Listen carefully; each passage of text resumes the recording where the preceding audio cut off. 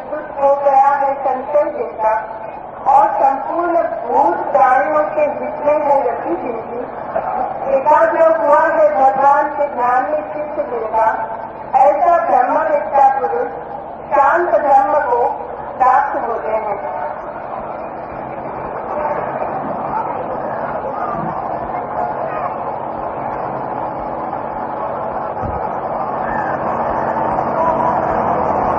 पाप से हो गए हैं जो मुक्त, चित्त की वासनाएं जिनकी शांत हुई,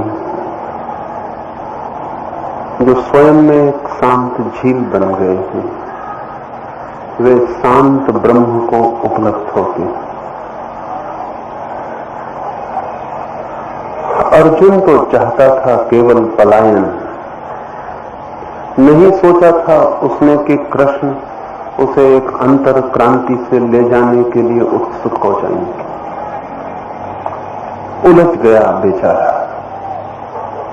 सोचा था सहारा मिलेगा भागने में,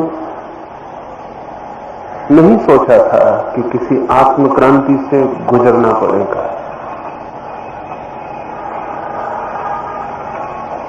उसकी मर्जी जिज्ञासा शुरू करने की इतनी ही थी, इस युद्ध से कैसे बच जाऊं। कोई नए जीवन को उपलब्ध करने की आकांक्षा नहीं, लेकिन कृष्ण जैसे व्यक्ति के पास कोई पत्थर खोजता हुआ भी जाए तो भी उनकी मजबूरी है कि वो पत्थर दे नहीं सकते, वो हीरे ही दे सकते हैं। कोई पत्थर खोजता हुआ जाए तो भी कृष्ण को कोई उपाय नहीं कि पत्थर दें, हीरे ही दे सकते हैं। जो अर्जुन को कृष्ण ने दिया है वो अर्जुन ने पूछा नहीं, चाहा नहीं। कठिनाई में पड़ता होगा सुनकर उनकी बातें। ब्रह्म और शांत हुए चित्त का ब्रह्म से तादात्म्य लगता होगा अर्जुन को सिर पर से निकल रही हैं बातें। मुझे एक घटना स्मरण आती है। एक साधु चित्त व्यक्ति वर्षों से एक कारागृह के कैदियों को परिवर्तित करने के लिए श्रम में रत था। वर्षों से लगा था कि कारागृह के कैदी रूपांतरित हो जाएं, ट्रांसफॉर्म हो जाएं। कोई सफलता मिलती हुई दिखाई नहीं पड़ती थी। पर साधु वही है कि जहां असफलता भी हो तो भी शुभ के लिए प्रयत्न करता रहे। उसने प्रयत्न जारी रखा था। एक दिन 4 बार सजा पाया हुआ व्यक्ति चौथी बार सजा पूरी करके घर वापस लौट रहा है। 60 वर्ष उस अपराधी की उम्र हो गई है। उस साधु ने उसे द्वार पर जेलखाने के विदा देते समय पूछा कि अब तुम्हारे क्या इरादे हैं, आगे की क्या योजना। उस बूढ़े अपराधी ने कहा, अब दूर गांव में मेरी लड़की का एक बड़ा बगीचा है अंगूरों का, अब तो वहीं जाके अंगूरों को उस बगीचे में ही मेहनत करनी है, विश्राम करना है। साधु बहुत प्रसन्न हुआ, खुशी से नाचने लगा। उसने कहा कि मुझे कुछ दिन से लग रहा था, यू आर रिफॉर्मिंग, कुछ तुम्हारे भीतर बदल रहा है। उस कैदी ने चौंक कर कहा, Who said anything about reforming? I am just retiring. किसने तुमसे कहा कि मैं बदल रहा हूं? मैं सिर्फ रिटायर कर रहा हूं। किसने कहा कि मैं बदल रहा हूं? मैं सिर्फ थक गया हूं और अब विश्राम को जा रहा हूं।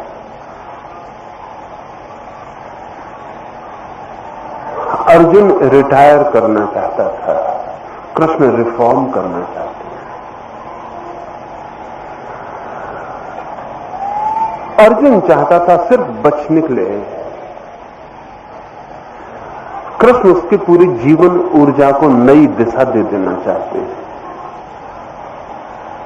और दो ही प्रकार के मार्ग हैं जीवन ऊर्जा के लिए। एक तो मार्ग है कि हम अशांति के जालों को निर्मित करते चले जाएं, जैसा कि हम सब करते हैं।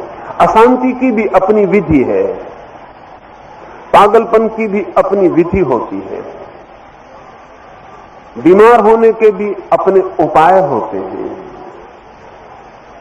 चित्त को रुग्ण करना और विक्षिप्त करना भी बड़ा सुनियोजित काम है।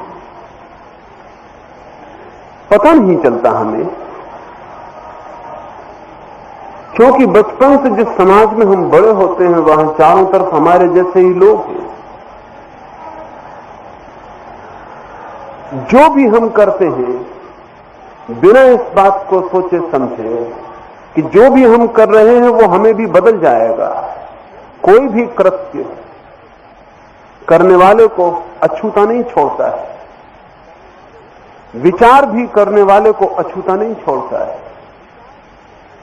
अगर आप घंटे भर बैठकर किसी की हत्या का विचार कर रहे हैं, माना आपने कोई हत्या नहीं की, घंटे भर बाद विचार के बाहर हो जाएंगे, लेकिन घंटे भर तक हत्या के विचार ने आपको पतित किया, आप नीचे गिरे, आपकी चेतना नीचे उतरी और आपके लिए हत्या करना अब ज्यादा आसान होगा जितना घंटे भर के पहले था। आपकी हत्या करने की संभावना विकसित हो गई। अगर आप मन में किसी पर क्रोध कर रहे हैं, नहीं किया क्रोध तो भी आपके अशांत होने के बीज आपने बो दिए जो कभी भी अंकुरित हो सकते हैं। हमारी कठिनाई यही है कि मनुष्य की चेतना में जो बीज हम आज बोते हैं, कभी कभी हम भूल ही जाते हैं कि हमने ये बीज बोए थे। जब उनके फल आते हैं तो इतना फासला मालूम पड़ता है दोनों स्थितियों में कि हम कभी जोड़ नहीं पाते कि फल और बीज का कोई जोड़। जो भी हमारे जीवन में घटित होता है उसे हमने बोया है। हो सकता है कितनी ही देर हो गई हो, किसान को अनाज डाले, 6 महीने बाद आया हो अंकुर, साल भर बाद आया हो अंकुर, लेकिन अंकुर बिना बीज के नहीं आता है। हम अशांति को उपलब्ध होते चले जाते हैं। जितनी अशांति बढ़ती जाती है उतना ही ब्रह्म से संबंध क्षीण मालूम पड़ता है, क्योंकि ब्रह्म से केवल वे ही संबंधित हो सकते हैं जो परम शांत। शांति ब्रह्म और स्वयं के बीच सेतु है। जैसे ही कोई शांत हुआ वैसे ही ब्रह्म के साथ एक हुआ, जैसे ही अशांत हुआ कि मुंह मुड़ गया। अशांत चित्त संसार से संबंधित हो सकता है, शांत चित्त संसार से संबंधित नहीं हो पाता। अशांत चित्त परमात्मा से संबंधित नहीं हो पाता, शांत चित्त परमात्मा में विराजमान हो जाता है। लेकिन कृष्ण कहते हैं पाप जिनके छीन हुए। क्या है पाप? जब भी हम किसी दूसरे को दुख पहुंचाना चाहते हैं, विचार में या कृत्य में, तभी पाप घटित हो जाता है। जो व्यक्ति दूसरे को दुख पहुंचाना चाहता है कृत्य में या भाव में, वो पाप में ग्रसित हो जाता है। जो व्यक्ति इस पृथ्वी पर किसी को भी दुख नहीं पहुंचाना चाहता कृत्य में या विचार में, वो पाप के बाहर हो जाता है। बुद्धि हुई जिनकी निसंशय, जिनकी बुद्धि निसंशय हो गई, सम हो गई, समान हो गई, ठहर गए, जो जिनके भीतर कोई संशय की हवाएं अब नहीं बहती, कोई तूफान आंधियां नहीं उठती संशय की, जो निसंशय होकर सम हो गए। हम में से बहुत से लोग समझते हैं कि समता में रहते हैं। जब हमें लगता है कि हम समता में भी हैं, तब भी हम समता में होते नहीं। हमारी समता करीब करीब वैसी होती है जैसा एक दिन एक अदालत में लोगों को पता चला। मजिस्ट्रेट सुबह सुबह आया और उसने अदालत में खड़े होकर कहा कि जैसा कि आप सब जानते हैं, जूरी, वकील और अदालत के सारे लोग कि मैं सदा ही न्याय और समता में प्रतिष्ठित रहता हूं। आज तक मैंने कभी किसी का पक्ष नहीं लिया। कानून एकमात्र मेरी दृष्टि है। लेकिन आज जिस मुकदमे का मुझे फैसला करना है, उस मुकदमे के एक पक्ष ने कल रात मेरे घर एक लिफाफा भेजा, उसमें 4000 रुपए भेजे। उसके आधा घड़ी बाद दूसरे पक्ष ने भी एक लिफाफा भेजा और उसमें 5000 रुपए भेजे। अब मैं बड़ी मुश्किल में पड़ गया हूं। लेकिन जैसा कि मेरी सदा की आदत है, मैं कोई समता का मार्ग निकाल लेता हूं। वो मैंने निकाल लिया। जिसने 5000 भेजे हैं वो 1000 रुपए वापस ले जाए। 4-4 हजार दोनों के बराबर रह गए। अब समता से अदालत का काम आगे चल सकता है।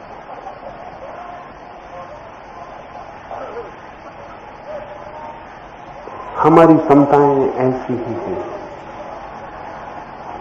अगर हम दूसरे दो व्यक्तियों के प्रति समता भी रख लें तो भी अपने प्रति और दूसरों के बीच समता नहीं रख पाते। असली समता दूसरे दो व्यक्तियों के बीच निर्मित नहीं होती, अपने और दूसरे के बीच निर्मित होती।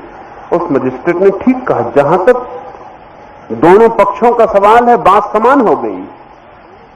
दोनों के 4-4 हजार रुष्वत में मिल गए। अब बात शुरू हो सकती जैसे कि ना मिले हों। 4000 ने 4000 काट दिए। लेकिन जहां तक मजिस्ट्रेट का संबंध है, उसके पास 8000 रुपए हो गए। समता उसने दो अन्यों के बीच में खोज ली, अपने और अन्य के बीच में नहीं। गहरी समता दो के बीच नहीं होती।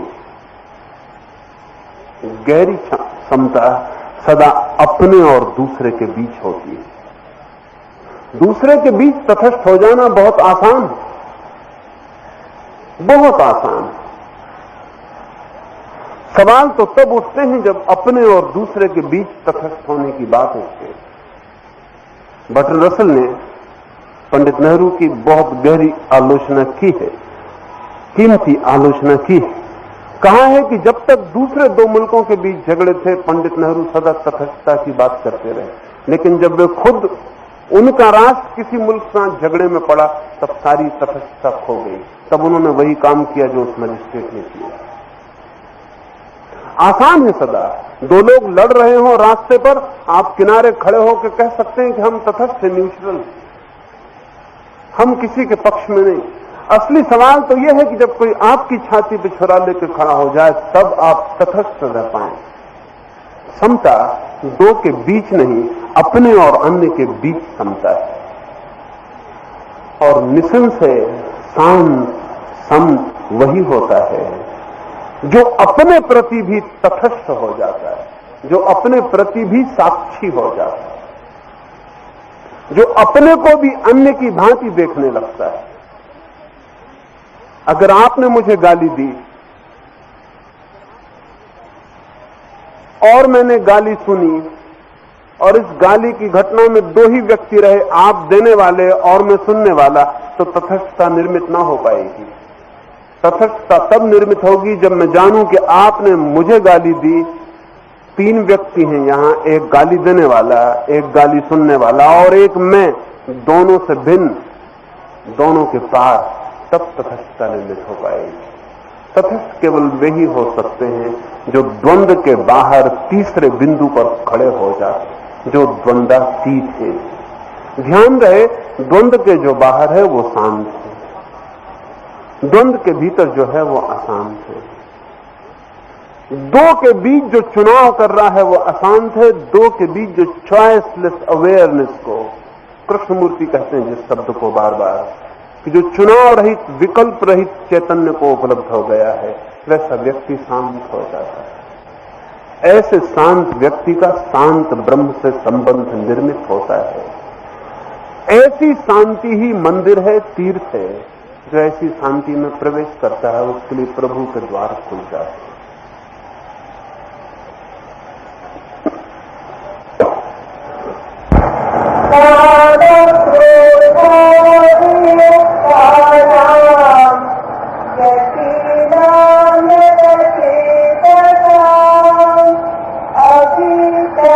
धर्म निर्धारम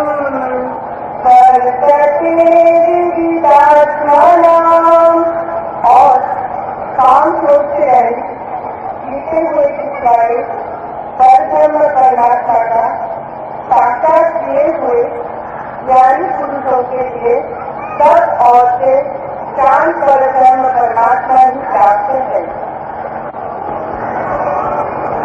काम और क्रोध के बाहर हुए पुरुष को सब औरों से परमात्मा ही प्राप्त है।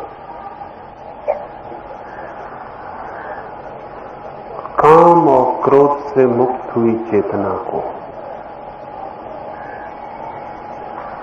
काम के संबंध में सदा ऐसा लगता है कि मैं कभी कभी कामी होता हूं, सदा नहीं। क्रोध के संबंध में भी ऐसा लगता है कि मैं कभी कभी क्रोधी होता हूं, सदा नहीं। इससे बहुत ही भ्रांत निर्णय हम अपने बाबत लेते हैं। स्वभावता ये निर्णय बहुत स्टैटिस्टिकल है, अंक गणित इसका समर्थन करता है। 24 घंटे में आप 24 घंटे क्रोध में नहीं होते। 24 घंटे में कभी किसी क्षण क्रोध आता है, फिर क्रोध चला जाता है। स्वभावता हम सोचते हैं जब क्रोध नहीं रहता तब तो हम अक्रोधी हो जाते हैं। ऐसा ही काम भी कभी आता है 24 घंटे में, वासना कभी पकड़ती है, फिर हम दूसरे काम में लीन हो जाते हैं और खो जाती है। तो मन को ऐसा लगता है कि कभी कभी वासना होती, बाकी तो हम निर्वासना में ही होते। 2-4 क्षणों के लिए वासना पकड़ती, बाकी 24 घंटे तो हम वासना के बाहर। क्षण 2 क्षण को क्रोध पकड़ता है, वैसे तो हम अक्रोधी हैं। लेकिन इस भ्रांति को समझ लेना, ये बहुत खतरनाक भ्रांति है। जो आदमी 24 घंटे क्रोध की अंडर करंट अंतर्धारा में नहीं है, वो क्षण भर को भी क्रोध नहीं कर सकता है। और जो आदमी 24 घंटे काम से भीतर घिरा हुआ नहीं है, वो क्षण भर को भी काम वासना में ग्रसित नहीं हो सकता। हमारी स्थिति ऐसी जैसे कुआं है।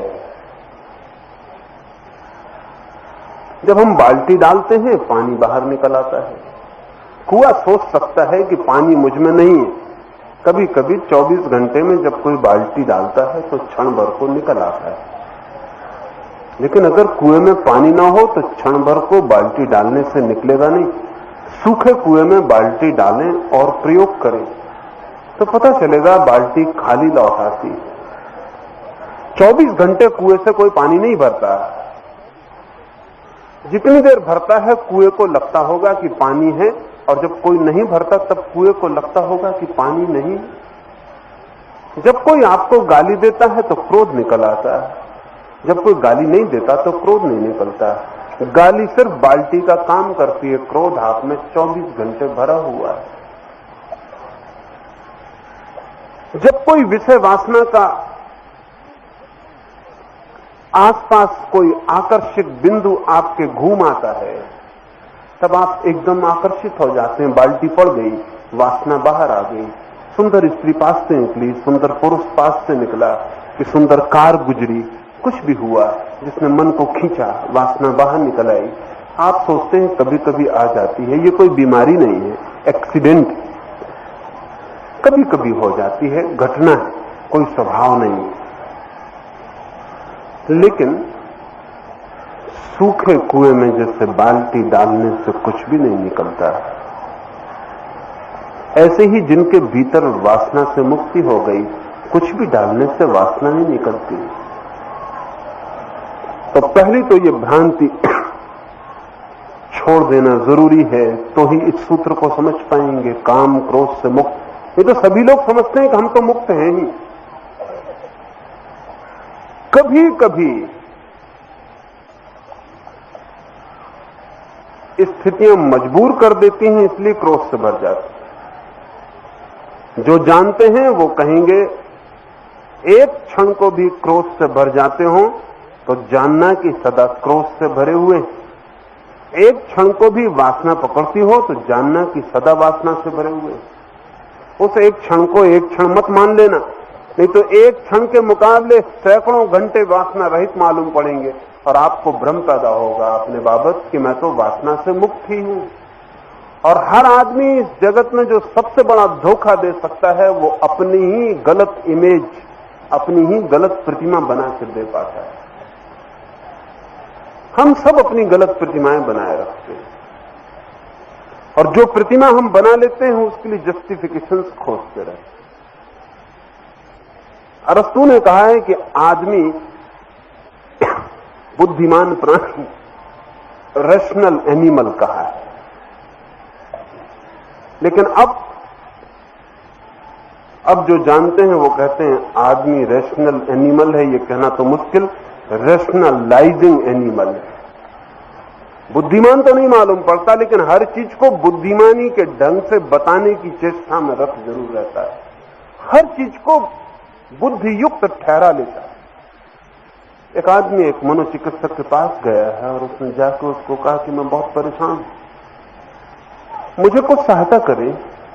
क्या आप सोचते हैं ये कुछ गलत बात है कि कोई आदमी किसी जानवर को प्रेम करने लगे? मनोवैज्ञानिक ने कहा इसमें कोई गलती नहीं है, सैकड़ों लोग जानवरों को प्रेम करते हैं, मैं खुद ही मेरे कुत्ते को प्रेम करता हूं।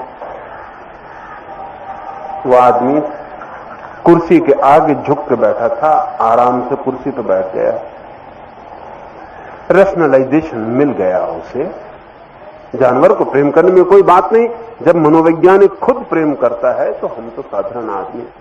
और उसने पूछा कि फिर भी एक बात मैं पूछना चाहता हूं, ये प्रेम साधारण नहीं, बहुत रोमांटिक हो गया, रूमानी हो गया। मनोवैज्ञानिक का हमें समझा नहीं तुम्हारा क्या मतलब। उसने कहा ये प्रेम ऐसे ही हो गया है कि उस जानवर को दिन में 2-4-10 दफे देखे बिना मुझे बड़ी बेचैनी रहती है। उस जानवर की तस्वीर मैं अपने हृदय के पास रखता हूं। तब जरा मनोवैज्ञानिक भी चौंका।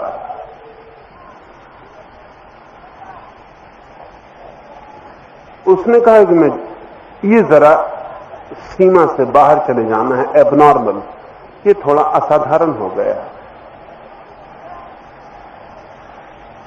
फिर भी मैं जानना चाहूंगा कि वो जानवर कौन है। उस आदमी ने अपनी छाती के पास की खीसे से एक तस्वीर निकाली, ठीक वैसे ही जैसे अगर मजनू लैला की तस्वीर निकालता है या रोमियो जूलियट की तस्वीर निकालता है या फरियाद सीरी की तस्वीर निकालता, वैसे ही रोमांच, मंत्रमुग्ध। हैरान हुआ मनोवैज्ञानिक भी कि कौन सा जानवर है। हाथ में तस्वीर दी तो घोड़े की तस्वीर। उस मनोवैज्ञानिक ने कहा आप घोड़े के प्रेम में पड़ गए हैं। उस आदमी ने कहा क्या तुम मुझे पागल समझते हो, ये घोड़ा नहीं। उस मनोवैज्ञानिक ने कहा कि तस्वीर तो घोड़े की है। उस आदमी ने कहा मैं और घोड़े को प्रेम करूं, ये घोड़ा नहीं है, घोड़ी है। मैं कोई पागल हूं? अब ये जो आदमी है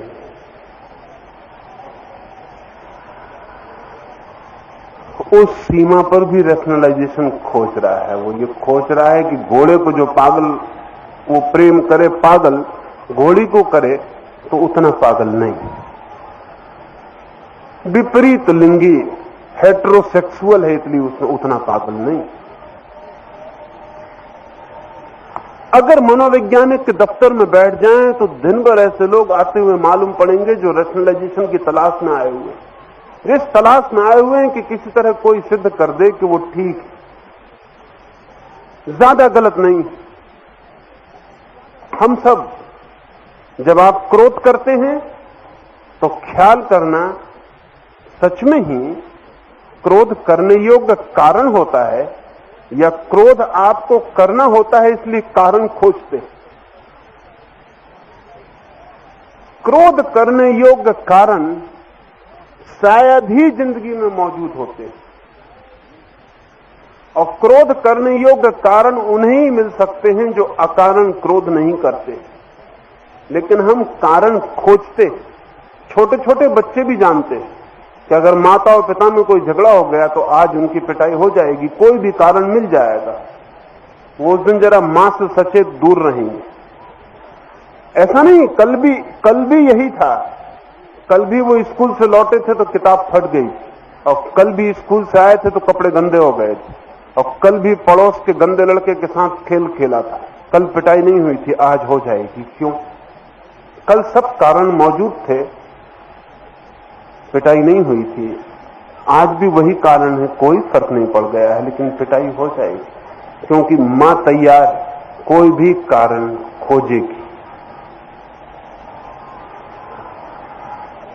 क्रोध के कारण होते कम, खोजे ज्यादा जाते हैं, और हमारे भीतर क्रोध इकट्ठा होता रहता है, पीरियडिकल।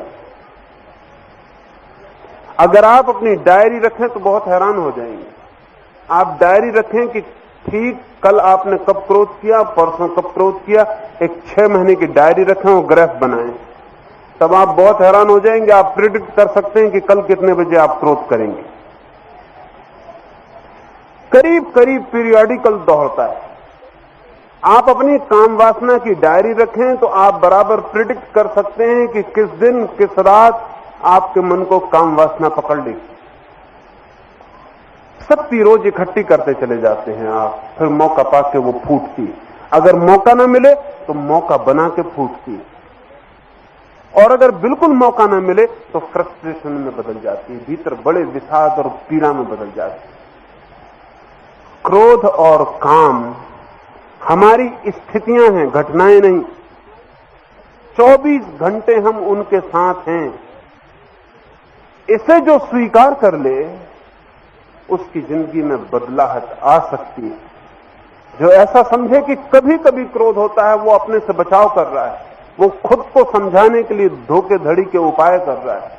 जो स्वीकार कर ले वो बच सकता है। फ्रेडरिक महान ने अपनी डायरी में एक संस्मरण लिखा है उसने कि मैं अपनी राजधानी के बड़े कारागृह में गया।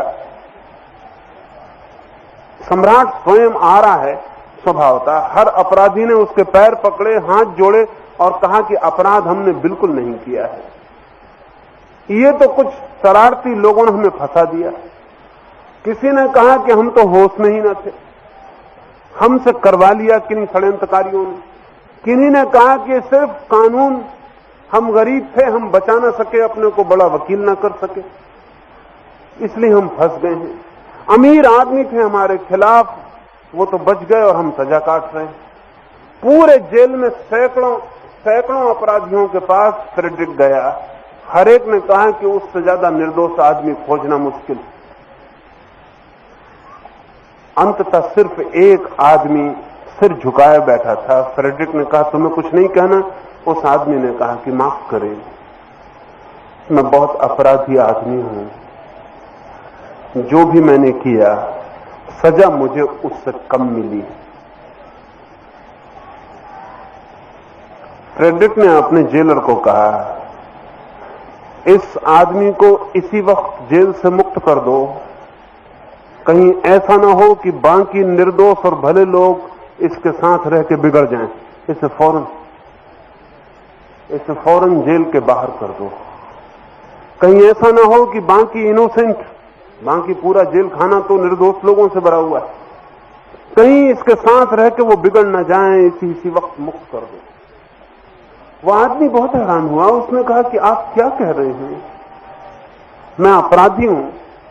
फ्रेडरिक महान ने कहा कि कोई आदमी अपने अपराध को स्वीकार कर ले, इससे बड़ी निर्दोषता, इससे बड़ी इनोसेंस और कोई भी नहीं। तुम बाहर जाओ। परमात्मा के जगत में भी केवल वे ही लोग संसार के बाहर जा पाते हैं जो अपनी वास्तविक स्थिति को स्वीकार करने में समर्थ हैं। अपने को जो धोखा देता रहे, परमात्मा को धोखा नहीं दिया जा सकता। काम और क्रोध हमारे पास 24 घंटे मौजूद है, उनकी अंतर्धारा बह रही है। जैसे नील नदी बहती है सैकड़ों मील तक जमीन के नीचे, खो जाती, पता ही नहीं चलता कहां गई, नीचे बहती रहती, लेकिन बहती रहती। ऐसे ही 24 घंटे नदी आपके क्रोध की, काम की नीचे बहती रहती है। जरा भीतर डुबकी लेंगे तो फौरन पाएंगे कि मौजूद। कभी कभी उभर के दिखती है, नहीं तो अंडरग्राउंड जमीन के अंदर चलती रहती है। जब प्रकट होती उसको आप मत समझना कि यही क्रोध है। अगर उतना ही क्रोध होता तो हर आदमी मुक्त हो सकता था। वो तो सिर्फ क्रोध की एक झलक है। जब प्रकट होती तब मत समझना कि इतना ही काम, उतना ही काम होता तो बच्चों का खेल था, भीतर बड़ी अंतर्धारा बह रही। कृष्ण कहते हैं इन दोनों से जो मुक्त हो जाता है, इनके जो पार हो जाता है, वही केवल शांत ब्रह्म को उपलब्ध होता है।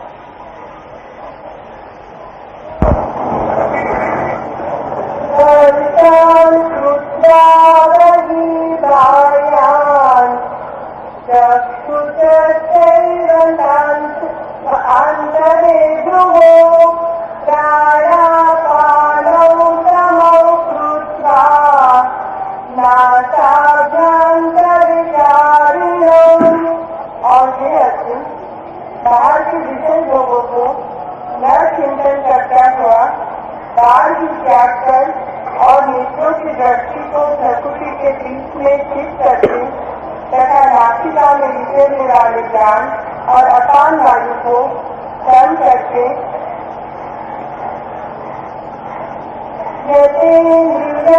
मनोबुद्धि मुनि मोक्ष परायण विगतेच्छा भय क्रोध सदा मुक्त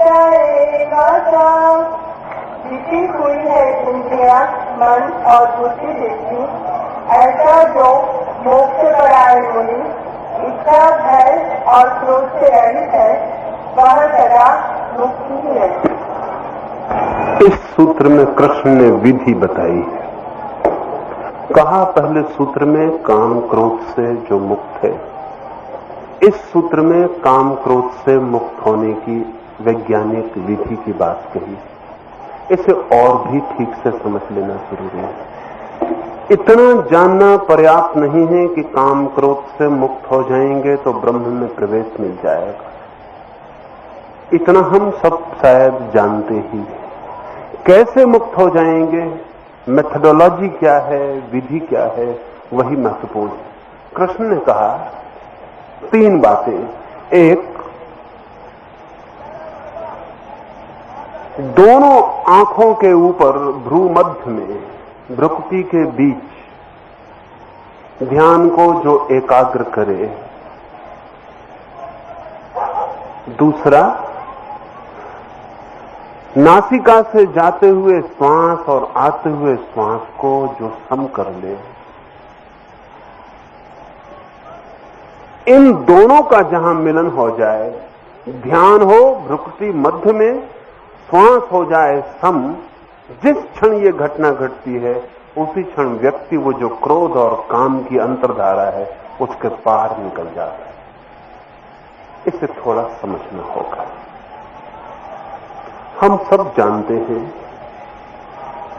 कि हमारे शरीर के पास इंद्रियां हैं जो बाहर के जगत से संबंध बनाती हैं। इंद्रियां ना हो संबंध छूट जाता है। आंख है, आंख ना हो तो प्रकाशित जगत से संबंध छूट जाता है। आंख के न होने से प्रकाश नहीं खोता, लेकिन प्रकाश दिखाई पड़ना बंद हो जाता है। कान न हो तो ध्वनि का लोक तिरोहित हो जाता है। नाक न हो तो गंध का जगत नहीं है। इंद्रियां हमारी बाहर के जगत से हमें जोड़ती हैं। 7 इंद्रियां हैं। साधारणतः 5 इंद्रियों की बात होती, लेकिन 2 इंद्रियां साधारणतः बात नहीं होती, लेकिन अब विज्ञान स्वीकार करता है।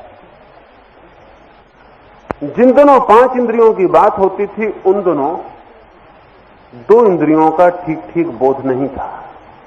कुछ जिन्हें समझ में और गहरी बात आई थी उन्होंने 6 इंद्रियों की बात की थी, लेकिन 7 इंद्रियों की बात पिछले 50 वर्षों में विज्ञान ने एक नई इंद्रिय को खोजा, तब से शुरू हुई। 7 ही इंद्रियां हैं। हमारे कान में 2 इंद्रियां हैं, एक नहीं। कान सुनता भी है और कान में वो हिस्सा भी है जो शरीर को संतुलित रखता है, बैलेंस रखता है। वो एक गुप्त इंद्रिय है जो कान में छिपी हुई है। इसलिए अगर कोई जोर से आपके कान पे चांटा मार दे तो आप चक्कर खा के गिर जाएंगे। वो चक्कर खा के आप इसलिए गिरते हैं कि जो इंद्रिय आपके शरीर के संतुलन को संभालती है वो डगमगा जाती है। अगर आप जोर से चक्कर लगाएं तो चक्कर खत्म हो जाएगा, फिर भी भीतर ऐसा लगेगा चक्कर लग रहे हैं, क्योंकि वो जो कान की इंद्री है इतनी सक्रिय हो जाती है। शराबी जब सड़क पर डमाडोल चलने लगता है तो और किसी कारण से नहीं, शराब कान की उस इंद्री को प्रभावित कर देती है और उसके पैरों का संतुलन खो जाता है। कान में 2 इंद्रियों का निवास। छठवीं इंद्री का ख्याल तो बहुत पहले भी आ गया था, अंतःकरण, हृदय। साधारणतः हम सबको पता है, ऐसा आदमी आप न खोज पाएंगे जो कहे कि मुझे प्रेम हो गया है किसी से और सिर पे हाथ रखे। ऐसा आदमी खोजना बहुत मुश्किल है। जब भी कोई प्रेम की बात करेगा तो हृदय पर हाथ रखेगा। और यह भी आश्चर्य की बात है कि सारी जमीन पर दुनिया के किसी कोने में एक ही जगह हाथ रखा जाएगा। भाषाएं अलग हैं, संस्कृतियां अलग हैं, किसी का एक दूसरे से परिचय भी नहीं था, तब भी कहीं अनजाना ख्याल होता है कि हृदय के पास कोई जगह है जहां से भाव का संवेदन। ऐसी 7 इंद्रियां हैं, 5, एक भाव इंद्री और एक कान के भीतर संतुलन की इंद्री। ये 7 इंद्रियां हमें बाहर के जगत से जोड़ती हैं। इनमें से कोई भी इंद्री नष्ट हो जाए तो बाहर से हमारा उतना संबंध टूट जाता है। नष्ट ना भी हो, आवृत हो जाए तो भी संबंध टूट जाता है। मेरी आंख बिल्कुल ठीक है लेकिन मैं बंद कर दूं तो भी संबंध टूट जाता है। जैसे 7 इंद्रियां बाहर के जगत से संबंधित होने के लिए हैं, ये मैंने जान के आपसे कहा, ठीक वैसी ही 7 केंद्र या 7 इंद्रियां अंतर जगत से संबंधित होने के लिए। योग उन्हें चक्र कहता है। वो 7 चक्र ठीक इन 7 इंद्रियों की तरह अंतर जगत के द्वार। कृष्ण ने उनमें से सबसे महत्वपूर्ण चक्र, जो अर्जुन के लिए सर्वाधिक महत्वपूर्ण हो सकता था, उसकी बात इस सूत्र में कही है। कहा है कि दोनों आंखों के मध्य में, माथे के बीच में ध्यान को केंद्रित कर। माथे के बीच में जो चक्र है, योग की दृष्टि से, योग के नामानुसार उसका नाम है आज्ञा। वो संकल्प का और विल का केंद्र है। जिस व्यक्ति को भी अपने जीवन में संकल्प लाना है, उसे उस चक्र पर ध्यान करने से संकल्प की गति शुरू हो जाती है। संकल्प डायनेमिक हो जाता है, गतिमान हो जाता है। इस चक्र पर ध्यान करने वाले व्यक्ति की संकल्प की शक्ति अपराजेय हो जाती है। कृष्ण ने जान के अर्जुन से कहा है, ये विशेषकर अर्जुन के लिए कहा गया सूत्र है, क्योंकि क्षत्रिय के लिए ध्यान आज्ञा चक्र पर ही करने की व्यवस्था है। क्षत्रिय की सारी जीवन धारणा संकल्प की धारणा है, वही उसका सर्वाधिक विकसित हिस्सा है, उस पर ही वो ध्यान कर सकता है।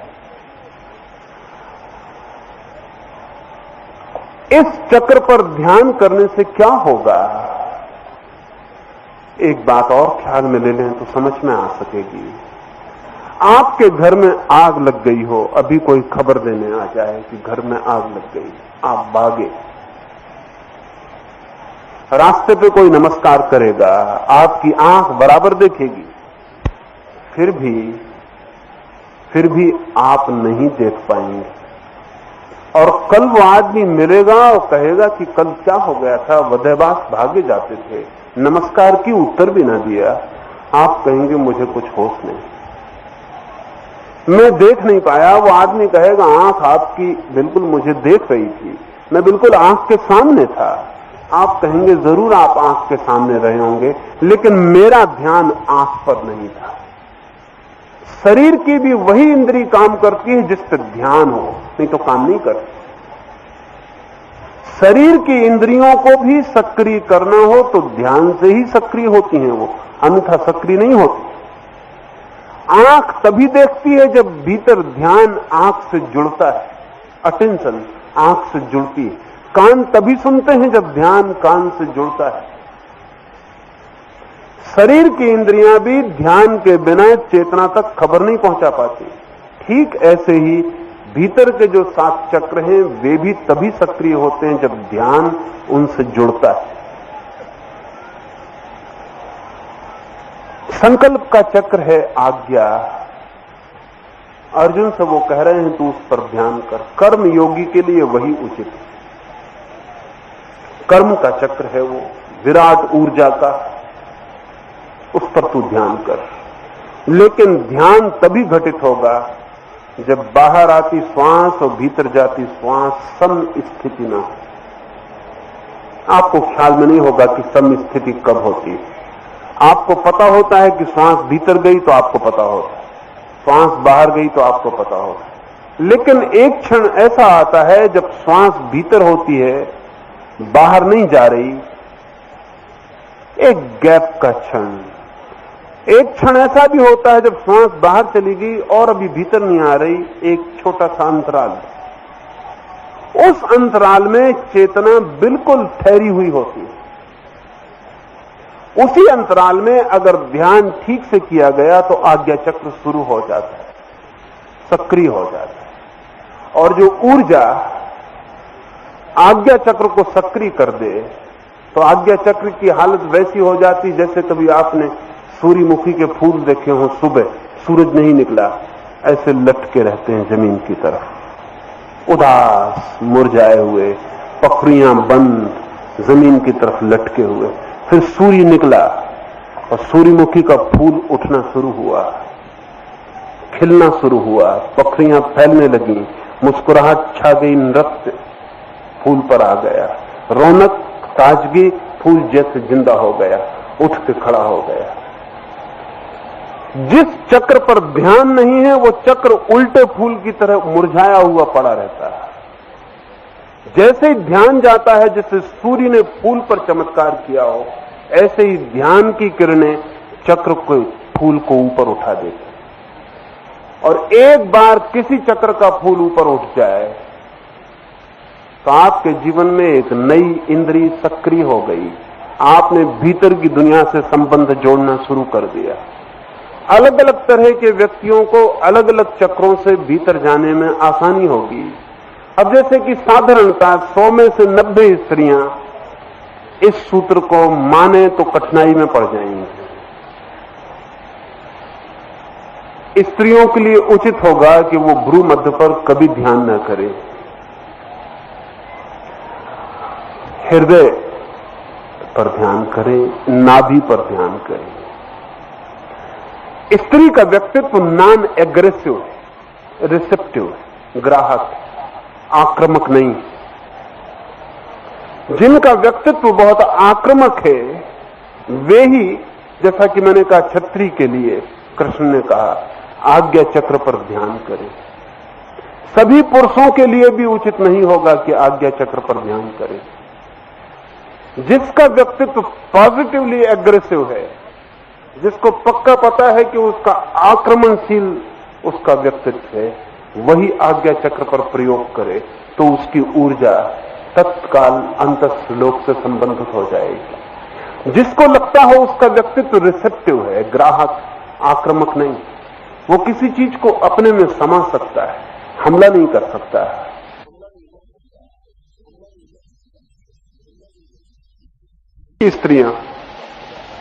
स्त्री का पूरा बायोलॉजिकल, पूरा जैविक व्यक्तित्व ग्राहक है। उसे गर्भ ग्रहण करना है, उसे चुपचाप कोई चीज अपने में समा के और बड़ी करनी है।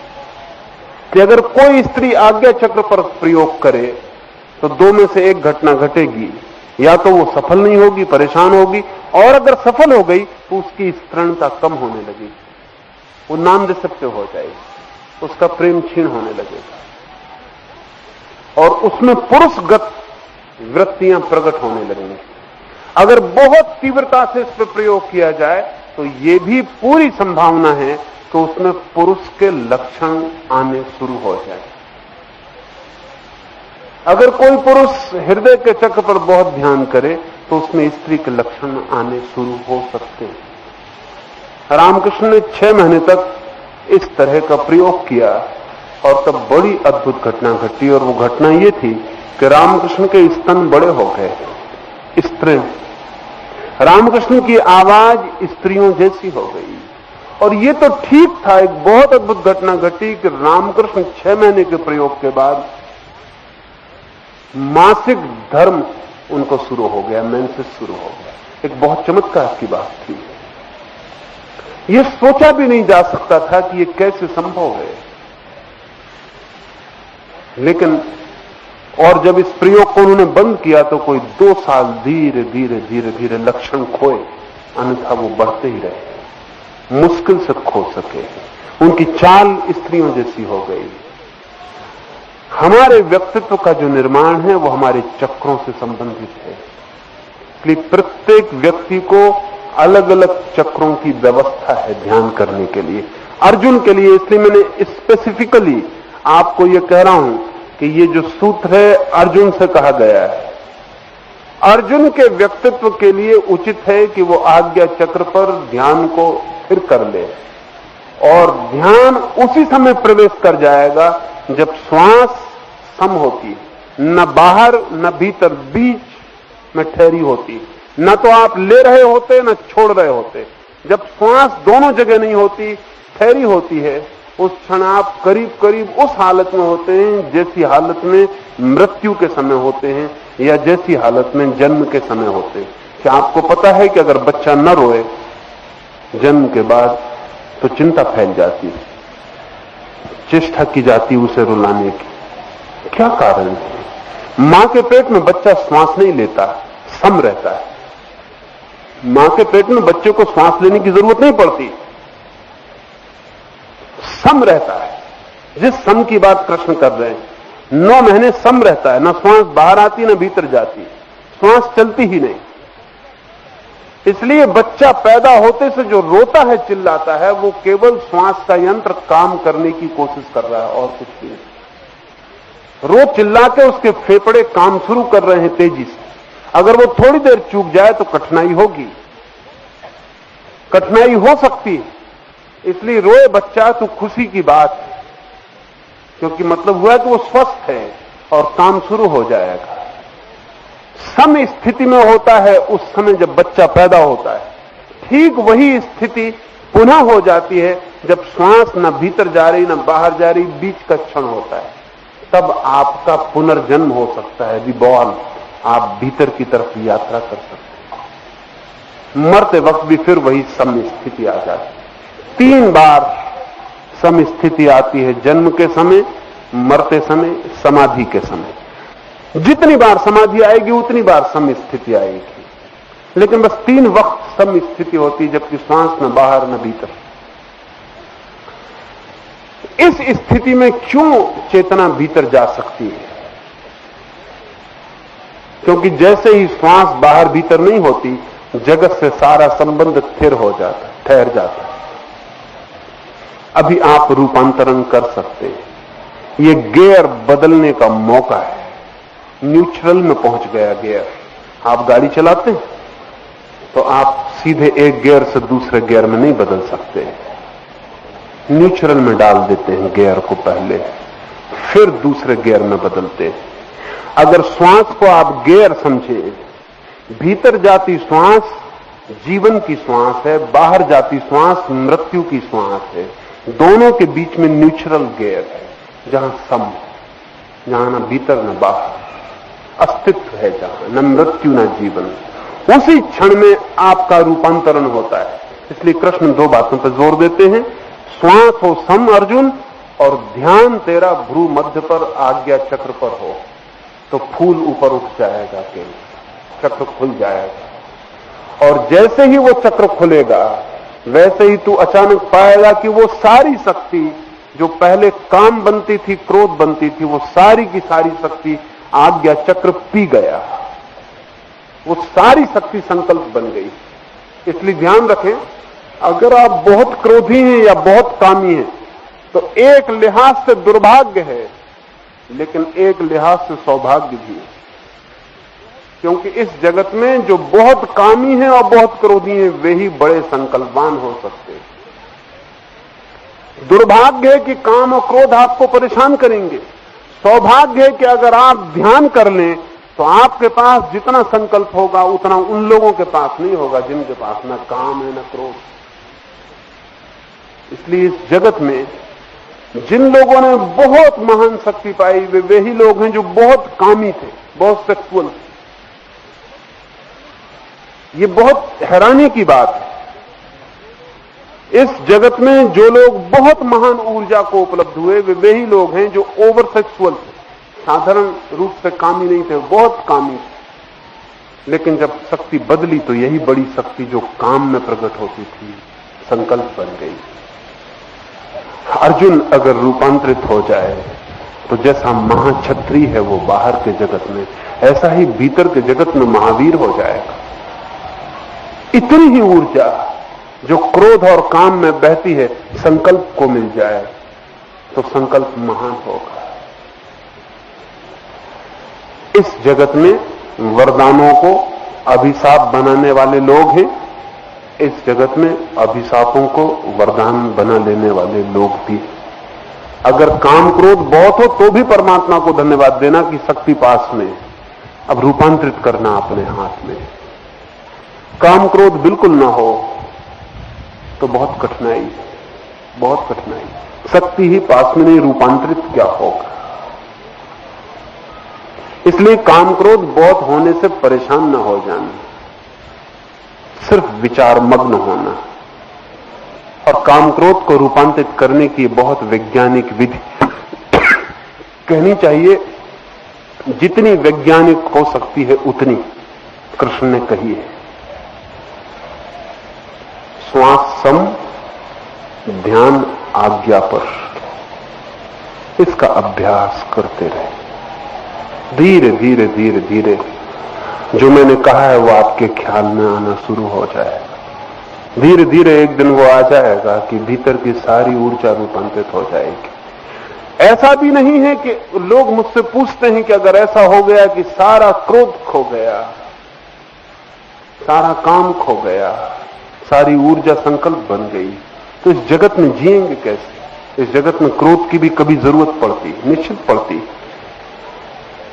लेकिन ऐसा व्यक्ति भी क्रोध कर सकता है, पर ऐसा व्यक्ति क्रोधित नहीं होता। ऐसा व्यक्ति क्रोध कर सकता है लेकिन ऐसा व्यक्ति क्रोधित नहीं होता। ऐसा व्यक्ति क्रोध का भी उपयोग कर सकता है, लेकिन वो उपयोग है जैसे आप अपने हाथ को ऊपर उठाते नीचे उठाते, ये बीमारी नहीं है। लेकिन हाथ ऊपर नीचे होने लगे और आप कहें कि मैं रोकने में असमर्थ हूं, ये तो होता ही रहता है, ये मेरे बस के बाहर है, तब बीमारी है। क्रोध उपयोग किया जा सकता है, लेकिन केवल वे ही उपयोग कर सकते हैं जो क्रोध के बाहर। हमारा तो क्रोध ही उपयोग करता है, हम क्रोध का उपयोग नहीं करते। हमारे ऊपर तो हमारी इंद्रियां ही हावी हो जाती। क्या काम का उपयोग नहीं हो सकता? इस मुल्क ने तो बहुत वैज्ञानिक प्रयोग किए इस दिशा में भी। बहुत सैकड़ों वर्षों तक अगर किसी को पुत्र न हो तो ऋषि मुनि से भी पुत्र मांगा जा सकता था अपनी पत्नी के लिए। ऋषि मुनि से भी प्रार्थना की जा सकती थी कि एक पुत्र दान दे दो। बहुत हैरानी की बात, जब पश्चिम के लोगों को पहली दफा पता चला तो उन्होंने कहा कैसे अजीब लोग रहे होंगे। पहली तो बात कि वो ऋषि मुनि, वो क्या संभोग के लिए राजी हुए होंगे? और दूसरी बात, ये कैसा अनैतिक कृत्य कि कोई आदमी अपनी पत्नी के लिए पुत्र मांगने जाए। उनकी समझ के बाहर पड़ी बात। मिस मेयो ने और जिन लोगों ने भारत के खिलाफ बहुत कुछ लिखा, इस तरह की सारी बातें इकट्ठी की, पर उन्हें कुछ पता नहीं। अब मिस मेयो अगर जिंदा होती तो उसको पता चलता कि अब पश्चिम भी सोच रहा है। पश्चिम सोच रहा है कि सभी लोग अगर बच्चे पैदा न करें तो बेहतर, क्योंकि पश्चिम कह रहा है कि जब हम बीज चुन के और बेहतर व्यक्ति पैदा कर सकते हैं, बेहतर फूल, बेहतर फल, तो हम वीर चुनकर भी बेहतर व्यक्ति क्यों पैदा नहीं कर सकते? आज नहीं कल पश्चिम में वीर भी चुना हुआ होगा। उनके रास्ते टेक्नोलॉजिकल होंगे, लेकिन एक ऋषि के पास जाके कोई प्रार्थना करे तो ऋषि का तो काम विसर्जित हो गया है।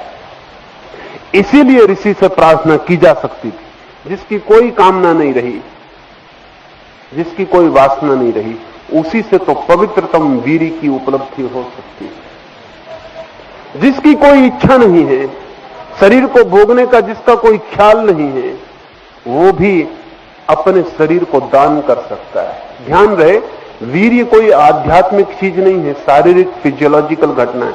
और जब आप मरेंगे तो आपका सारा वीर्य आपके शरीर के साथ नष्ट हो जाएगा। वो कोई आत्मिक चीज नहीं है कि आपके साथ चली जाएगी। शरीर का दान है। ऋषि मुनि जानते हैं कि उनका शरीर तो खो जाएगा, लेकिन अगर उनके शरीर से कुछ भी उपयोग हो सकता है तो उतना उपयोग भी किया जा सकता है। ये बहुत हिम्मतवर लोग रहे होंगे, साधारण हिम्मत से ये काम होने वाला नहीं था। इस संकल्प की स्थिति के बाद भी काम और क्रोध का उपयोग किया जा सकता है इंस्ट्रूमेंट की तरह। न किया जाए तो कोई मजबूरी नहीं, फिर व्यक्तियों पर निर्भर करता है कि वो उपयोग करेंगे नहीं करेंगे। एक बात पक्की है कि काम और क्रोध आपका उपयोग नहीं कर सकते। इसलिए इस चक्र को आज्ञा चक्र नाम दिया गया कि जिस व्यक्ति का इस चक्र पर कब्जा हो जाता है उसकी इंद्रियां उसकी आज्ञा मानने लगती हैं, और जिस व्यक्ति का इस चक्र पर अधिकार नहीं है उसे अपनी इंद्रियों की आज्ञा माननी पड़ती है। ये चक्र के इस पार इंद्रियों की आज्ञा है, उस पार अपनी मालिकियत शुरू होती है। इसलिए उस चक्र को द ऑर्डर, आज्ञा ही नाम दे दिया गया। इस तरफ रहोगे तो इंद्रियों की आज्ञा माननी पड़ेगी, उस तरफ रहोगे तो इंद्रियों को आज्ञा दे सकते हो। ये बहुत वैज्ञानिक सूत्र है, समझने का कम, करने का ज्यादा, शब्दों से पहचानने का कम, प्रयोग से उतरने का ज्यादा। इसे थोड़ा प्रयोग करेंगे तो धीरे धीरे ख्याल में आ सकता है। पूरा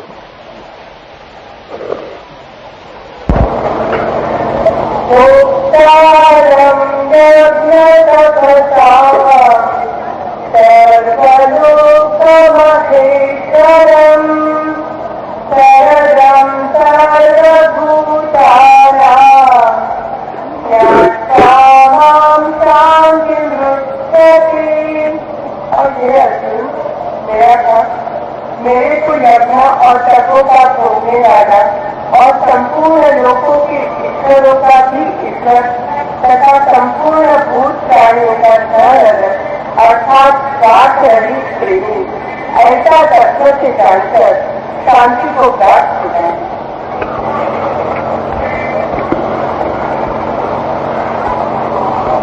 कृष्ण कहते हैं, मुझे जो प्रेम करता है सर्वलोकों के परमात्मा की भांति मुझे, कृष्ण कहते हैं मुझे जो प्रेम करता है। जब हम पढ़ेंगे, और कृष्ण कहते हैं सब लोगों के परमात्मा की भांति, परमात्माओं का भी परमात्मा। जब हम पढ़ते हैं तो हमें थोड़ी कठिनाई होगी कि कृष्ण स्वयं को सब परमात्माओं का परमात्मा कहते हैं। बड़े अहंकार की बात मालूम पड़ती, बहुत इगोइस्ट मालूम पड़ती।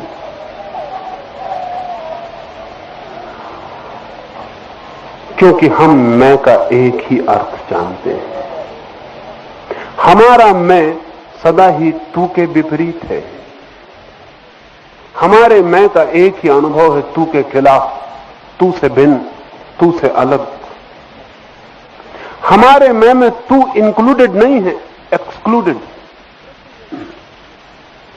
कृष्ण जैसे व्यक्ति जब कहते हैं मैं, तो उनके मैं में सब तू इंक्लूडेड है, सब तू सम्मिलित है, सब तू इकट्ठे उनके मैं में सम्मिलित है।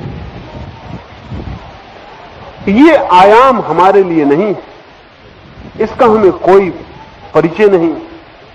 इसलिए कृष्ण पर अनेक लोगों को आपत्ति लगती है कि क्या बात कहते हैं। कहते हैं कि मुझे जो प्रेम करता है सब परमात्माओं के परमात्मा की भांति वही उपलब्ध होता है मुक्ति को, आनंद को, वही उपलब्ध होता है मोक्ष को। मुझे जीसस भी ठीक इसी भाषा में बोलते हैं। जीसस भी कहते हैं I am the truth, I am the way, और जिसे भी पहुंचना हो प्रभु तक आओ मेरे द्वारा। बुद्ध भी कहते हैं। निश्चित ही हमारे मैं और उनके मैं के उपयोग में कोई अंतर होना चाहिए। हम जब भी कहते हैं मैं, तब वो तू के विपरीत एक शब्द है। जब कृष्ण और क्राइस्ट जैसे लोग कहते हैं मैं, तब तू से उसका कोई संबंध नहीं, अनरिलेटेड, उससे तू का कोई लेना देना ही नहीं। इसीलिए इतनी सरलता से कह पाते हैं कि तू छोड़ सब मुझ पर, मुझे कर प्रेम परमात्माओं के परमात्मा की तरह। अर्जुन संदेह भी नहीं उठाता। अर्जुन के मन में भी तो सवाल उठा होगा। अपना सखा, अपना साथी, सारथी बना हुआ बैठा है। निश्चित ही स्थिति तो अर्जुन की ही ऊपर थी। रथ में तो वही विराजमान था, कृष्ण तो सिर्फ सारथी थे, अर्जुन के रथ चलाने वाले थे। जहां तक संसार की हैसियत का संबंध है, उस घड़ी में कृष्ण की हैसियत अर्जुन से बड़ी ना थी। अब ये बहुत मजेदार घटना है। जो अपने को कहता है कि मैं परमात्माओं का परमात्मा, वो एक साधारण से अज्ञानी आदमी का सारथी बन जाता है। अहंकारी होता तो कभी ना बनता। एक साधारण से आदमी के रथ के घोड़ों को निकालकर सांझ नदी पानी पिला लाता है, सफाई कर लाता है। अहंकारी होता तो ये संभव न था। अहंकारी कहीं सारथी बने, अहंकारी रथ पर विराजमान होते। अर्जुन भली भांति जानता है कि अहंकार का तो कोई सवाल ही नहीं है, क्योंकि जो आदमी सारथी की तरह घोड़ों की लगाम लेकर बैठ गया है, उससे ज्यादा निरअहंकारी आदमी और कहां खोजने से मिले। फिर वो सारथी बना हुआ आदमी कह रहा है कि तू मुझे जान कि मैं परमात्माओं का परमात्मा। अर्जुन पहचानता है, कृष्ण की विनम्रता को पहचानता है, इसलिए इस कृष्ण के अहंकार जैसे शब्द के उपयोग को भी समझ पाता है। हमें बहुत कठिनाई हो जाएगी, इसलिए कृष्ण पर बहुत लोगों ने आपत्ति की है कि कृष्ण घोषणा करते हैं सर्व धर्मान परित्यज, सब धर्म छोड़ के तू मेरी शरण में आ जा, मामेकम शरणम व्रज, आजा मेरी शरण। ये बात ठीक नहीं मालूम पड़ती। जिन्हें ठीक नहीं मालूम पड़ती वे फिर पुनर्विचार करें। कहीं उन्हें इसलिए तो ठीक नहीं मालूम पड़ती कि उनके अहंकार को बेचैनी होती कि हम किसी के शरण में चले जाएं, कृष्ण की शरण में मैं चला जाऊं। नहीं, ये नहीं हो सकता। ये कृष्ण अहंकारी मालूम होता है। ध्यान रखना, हमारे अहंकार को लगी चोट हमसे कहलवाती, रेशनलाइज करवाती कि कृष्ण अहंकारी। मैं मान लूं इस कृष्ण को कि सारे जगत का परमात्मा है, मैं, ये हम स्वीकार न करेंगे तो हम कहेंगे ये बात नहीं मानी जा सकती। कोई आदमी ये कहे कि मैं परमात्मा हूं, ये तो निपट अहंकार हुआ। अपने अहंकार का ख्याल न लेंगे कि अपने अहंकार को चोट लगती है।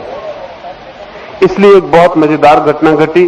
कृष्णमूर्ति ने लोगों से पिछले 40 वर्ष में सैकड़ों हजारों बार कहा, मैं तुम्हारा गुरु नहीं, मैं तुम्हारा परमात्मा नहीं, मैं तुम्हारा शिक्षक नहीं, मैं कोई भी नहीं हूं। जितने अहंकारी लोग थे उनको ये बात बहुत अपील हुई। उन्होंने कहा बिल्कुल ठीक, एकदम ठीक। इधर जान के मैं बहुत हैरान हुआ कि कृष्णमूर्ति को सुनने वाला वर्ग बहुत गहरे अर्थों में अहंकारियों का वर्ग। उसे प्रीतिकर लगी, इसलिए नहीं कि वो समझा कि कृष्णमूर्ति क्या कह रहे हैं। वो समझना तो बहुत मुश्किल है, उतना ही मुश्किल जितना कृष्ण की ये बात समझनी मुश्किल है कि मैं परमात्मा। उतना ही मुश्किल, लेकिन उसे एक बात जरूर समझ में आ गई कि ठीक है, एक आदमी तो ऐसा है जिसके सामने हमें शिष्य बनने की जरूरत नहीं, जिसके सामने हमें झुकने की जरूरत नहीं। लेकिन बड़े मजे की बात है कि कृष्णमूर्ति इसलिए इंकार करते हैं कि मैं तुम्हारा गुरु नहीं, क्योंकि अगर आज कोई भी आदमी इस जगत में कहे कि मैं गुरु हूं, कृष्ण जैसी हिम्मत की बात कोई कहे, कृष्ण भी लौट आए और वापस कहें कि मैं हूं परमात्माओं का परमात्मा, तो हम स्वीकार न करेंगे, क्योंकि जगत का अहंकार बहुत विकसित हुआ है। जिस दिन उन्होंने कहा था उस दिन जगत का अहंकार बहुत अविकसित था। लोग भोले थे, लोग सरल थे, लोगों के पास अहंकार घना नहीं था। अगर कोई आदमी कहता था कि मैं परमात्मा, तो लोग सोचते थे कि सोचें शायद होगा। आज अगर कोई कहेगा मैं परमात्मा, तो लोग कहेंगे बंद करो, पागलखाने में इलाज करवाना चाहिए। इसलिए कृष्णमूर्ति कहते हैं मैं कोई परमात्मा नहीं, मैं कोई गुरु नहीं। लेकिन तब दूसरी भूल शुरू होती है, और अच्छा था कि कृष्ण ही भूल करे, क्योंकि उनसे भूल नहीं हो सकती, बजाय इसके कि अर्जुन भूल करे, उनसे तो भूल सुनिश्चित। दूसरी भूल शुरू होती, सुनने वाला कहता है कि यह आदमी बिल्कुल ठीक, यहां झुकने की कोई जरूरत नहीं, सुनो भी, समझो भी, शिष्य भी मत बनो, पैर छूने की कोई जरूरत नहीं, कोई सवाल नहीं है, अपनी अकड़ कायम रखी जा सकती है। गुरु भी अकड़ से भरे हुए हो सकते हैं, तब पागल हो जाते हैं, और जब शिष्य भी अकड़ से भरे हुए होते हैं तो और भी ज्यादा महापागल हो जाते हैं। युग का परिवर्तन है। लेकिन कृष्ण को अर्जुन समझ पाया, उसे अड़चन नहीं हुई है। उसने ये सवाल नहीं उठाया कि तुम सारथी होकर मेरे सारथी हो और कहते हो परमात्मा। वो समझ पाया कि कृष्ण क्या कह रहे हैं, किस गहरे अर्थ में कह रहे हैं। वो उनकी विनम्रता को जानता है, इसलिए उनके अहंकार का सवाल नहीं उठता। लेकिन हमारी हालतें उल्टी। एक लड़की ने परसों मुझे आके कहा कि आपको मैं वर्षों से जानती हूं, सदा मैंने आपको पाया कि आपसे प्रेम बरसता है, लेकिन एक दिन जरा सा मैंने देखा कि आप में क्रोध, तो मेरा सारा प्रेम जो था वो बेकार हो गया। जरूरी नहीं कि मुझ में क्रोध हो, क्योंकि उसे क्या दिखाई पड़ा, ये जरूरी नहीं कि मुझ में हो। और बड़े मजे की बात है कि वर्षों मेरा प्रेम बेकार हो गया, क्योंकि उसे ख्याल में आया कि मुझ में जरा क्रोध है। मेरे वर्षों के प्रेम ने जरा से क्रोध को गलत ना कर पाया, मेरे जरा से क्रोध ने मेरे वर्षों के प्रेम को गलत किया। यद्यपि जरूरी नहीं कि मुझे क्रोध रहा हो, उसे दिखाई पड़ा। यह भी जरूरी नहीं कि मुझे वर्षों प्रेम रहा हो, उसे दिखाई पड़ा। बात उसी की है, मेरा कोई सवाल नहीं। लेकिन वर्षों का प्रेम जरा से क्रोध के सामने डूब गया, जरा सा क्रोध वर्षों के प्रेम के सामने नहीं डूब पाया। अगर आज का होता अर्जुन, तो वह कहता बस बंद करो बातचीत, तुम्हारी सब विनम्रता, तुम्हारा सारथी होना, तुम्हारा घोड़ों को पानी पिलाना सब बेकार हो गया। तुम मुझसे कह रहे हो कि तुम परमात्मा हो। लेकिन वो जानता है कि जिसकी इतनी विनम्रता गहरी है, जल्दी नतीजे का कोई कारण नहीं और समझा जा सकता है। और अगर कृष्ण कहते हैं तो उसमें कुछ अर्थ होगा। जब कृष्ण जैसा व्यक्ति कहता है, मैं की उद्घोषणा करता है, तो आपके मैं को विसर्जित करने के लिए, आपका मैं समर्पित हो सके इसलिए। और जब तक कोई समर्पित ना हो तब तक मुक्त नहीं हो पाता है। समर्पण, सरेंडर मुक्ति है। और ये बड़े मजे की बात है कि इसके पहले कृष्ण सूत्र में कहते हैं कि तू संकल्प को बड़ा कर, आज्ञा चक्र को जगा, और ठीक उसके बाद के सूत्र में कहते हैं कि मैं परमात्मा हूं, ऐसा जान। असल में जो महासंकल्पवान है वो ही समर्पण कर पाता है। जिसके पास संकल्प नहीं वो समर्पण भी नहीं कर पाएगा। कमजोरों के लिए संकल्प नहीं, शक्ति समर्पण बनती है।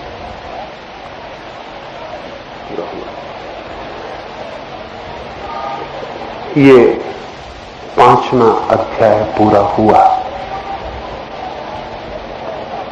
इस पूरे अध्याय में कृष्ण ने अर्जुन को कर्म करते हुए, समस्त कर्म के जाल में डूबे रहते हुए मुक्त होने की सारी कीमिया, सारी केमिस्ट्री, सारी अल्केमी उपस्थित की है। गीता का एक एक अध्याय अपने में पूर्ण है। गीता एक किताब नहीं, अनेक किताबें। गीता का एक अध्याय अपने में पूर्ण है। जरूरी नहीं कि इसके आगे गीता पढ़ें। जरूरी तभी है जब 5वां अध्याय न पढ़ पाए, न समझ पाए। ध्यान रखें, जरूरी तभी है जब 5वां अध्याय बेकार चला जाए तो फिर 6वां पढ़ें। अर्जुन पे बेकार चला गया इसलिए 6वां कृष्ण को कहना पड़ा। बेकार इसलिए चला गया कि कृष्ण को दिखाई पड़ा कि भी कुछ हुआ नहीं, फिर और बात करनी पड़ी, फिर और बात करनी पड़ी, फिर और बात करनी पड़ी। अगर एक अध्याय भी गीता का ठीक से समझ में आ जाए, समझ का मतलब जीवन में आ जाए, अनुभव में आ जाए, खून में, हड्डी में आ जाए, मज्जा में, मांस में आ जाए, छा जाए सारे भीतर प्राणों के पोर पोर में, तो बाकी किताब फेंकी जा सकती है। फिर बाकी किताब में जो है वो आपकी समझ में आ गया, ना आए तो फिर आगे बढ़ना पड़ता। लेकिन ध्यान रहे, अगर कोई भी व्यक्ति गीता या बाइबल और कुरान जैसी किताबों को सिर्फ बौद्धिक रूप से समझने की चेष्टा में संलग्न होता है तो गलती कर रहा है। वो ऐसी ही गलती कर रहा है, वो ऐसी ही गलती कर रहा है जैसे कोई व्यक्ति सड़क के किनारे, सीमेंट की सड़क के पास कांटा और आटा लगा के बैठ जाए मछली पकड़ने को सीमेंट की सड़क पर। वहां कोई मछली पकड़ में नहीं आएगी। ऐसी ही गलती है। बुद्धि से कोई अगर अस्तित्व के जगत में खोजने निकल पड़े, कुछ पकड़ में नहीं आता। बुद्धि का वहां अर्थ नहीं। इतना ही अर्थ है बुद्धि का कि आपकी जो पकड़ी हुई, जकड़ी हुई अबुद्धि है उसे तोड़ पाए, आप हल्के हो पाए। समझ लें, ऐसा समझ लें, आपके हाथ पैर में जंजीरें पड़ी हैं, आप हट नहीं पाते उस जगह से। मैं एक हथौड़ी लाके आपकी जंजीरें तोड़ देता हूं। जंजीरें तोड़ सकता हूं हथौड़ी से, स्वतंत्र नहीं कर सकता आपको। फिर भी आप वहीं खड़े रहें तो मैं क्या करूंगा? जंजीरें गिर जाएं जमीन पर, आप वहीं बैठे रहें, मैं क्या करूंगा?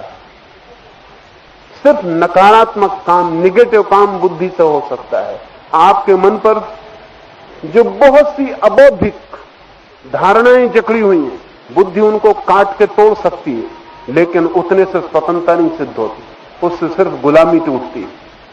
और अगर आप उठ के चल नहीं पड़ते तो आपके आसपास फिर जंजीरें इकट्ठी हो जाएंगी। जो भी बैठा रहेगा उसके आसपास जंजीरें इकट्ठी हो जाती। जो चलता रहेगा वही स्वतंत्र होता है। नदी का पानी बहता रहे तो स्वच्छ होता है, रुक जाए सड़ जाता है।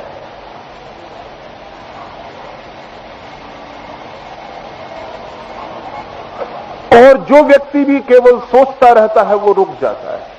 जीता है वो बहूंगा, बहे। जो सुना, जो समझा उसे कहीं करें। 1000 मील की बात बेकार है एक कदम चलने के आगे। एक कदम काफी। एक कदम चलें तो 1000 मील की बात करने की कोई जरूरत नहीं, और एक एक कदम चल के हजारों मील का फासला पार हो जाता है। अब 5 मिनट अंतिम दिन हम कीर्तन में बैठेंगे, कोई जाएगा नहीं, एक भी व्यक्ति नहीं जाएगा। और साथ दें, आप भी गाएं, आप भी अपनी जगह डोलें, ताली बजाएं, एक 5 मिनट आनंद में, और फिर हम विदा होते हैं।